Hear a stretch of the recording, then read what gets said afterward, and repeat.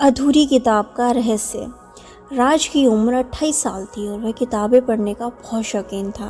वह अपनी लाइफ में थोड़ा परेशान था, नौकरी से संतुष्ट नहीं था और वह महसूस करता था कि उसकी ज़िंदगी कहीं अटक गई है। एक दिन वह एक पुरानी किताबों की दुकान पर गया। वहाँ उसकी नज़र एक पुरानी और धूल से ढकी हुई किताब पर पड़ी। उस किताब का नाम था अधूरी कहानी। किताब की खास बात यह थी कि इसके आखिरी के कुछ पन्ने फटे हुए थे।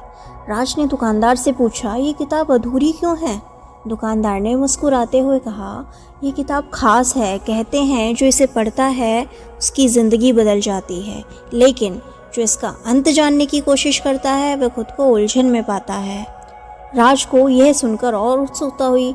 उसने तुरंत ही वह किताब खरीद ली और घर आकर उसे पढ़ना शुरू किया। किताब में एक युवक अर्जुन का जिक्र है जो खुद की पहचान ढूंढने के लिए एक अनजान सफ़र पर निकलता है। अर्जुन हर कदम पर नई चुनौतियों का सामना करता है, लेकिन उसे एक रहस्यमय बूढ़े व्यक्ति का मार्गदर्शन मिलता रहता है। किताब में अर्जुन की इच्छा शक्ति, धैर्य और खुद पर विश्वास की यात्रा को बखूबी से दर्शाया गया है।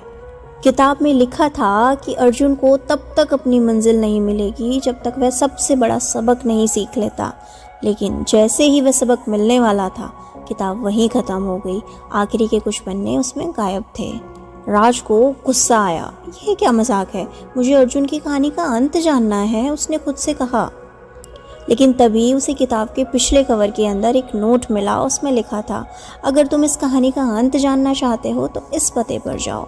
नोट के साथ एक पता भी लिखा था जो पहाड़ों के बीच एक छोटे से गांव का था। और फिर होती है राज के सफ़र की शुरुआत।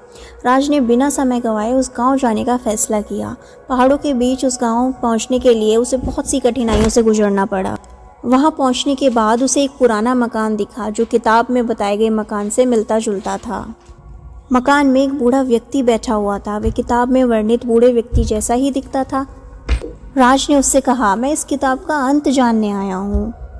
बूढ़े व्यक्ति ने हंसते हुए कहा, यह कहानी सिर्फ एक कहानी नहीं है, ये तुम्हारी ज़िंदगी से जुड़ी हुई है। राज ने हैरानी से पूछा, मेरी ज़िंदगी से? वो कैसे? बूढ़े ने जवाब दिया, अर्जुन की कहानी अधूरी नहीं है। वह उस व्यक्ति के लिए हमेशा पूरी होती है जो अपनी खुद की कहानी लिखने का साहस रखता है। किताब में जिस बड़े सबक की बात की गई थी वो यही था कि तुम्हारी ज़िंदगी का अंत तुम खुद लिखते हो। और अर्जुन की कहानी का अंत यही था कि वह अपनी समस्याओं का समाधान खुद निकालना सीख गया था।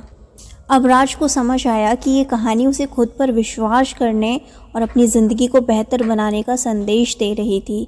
उसने महसूस किया कि जिस बदलाव की तलाश में वह था वह उसके अपने ही हाथों में था। वह उस काम से वापस लौटा और अपनी ज़िंदगी को एक नई दिशा देने का फ़ैसला किया।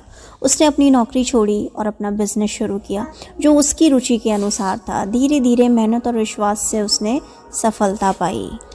इस कहानी से जो हमें शिक्षा मिलती है वो यही है कि कभी कभी हमें प्रेरणा के लिए दूसरों की ज़िंदगी की कहानी सुननी होती है, लेकिन असली कहानी तो हम खुद ही लिखते हैं। हमारी ज़िंदगी का अंत इसी बात पर निर्भर करता है कि हम उसे किस दिशा में लेकर जा रहे हैं।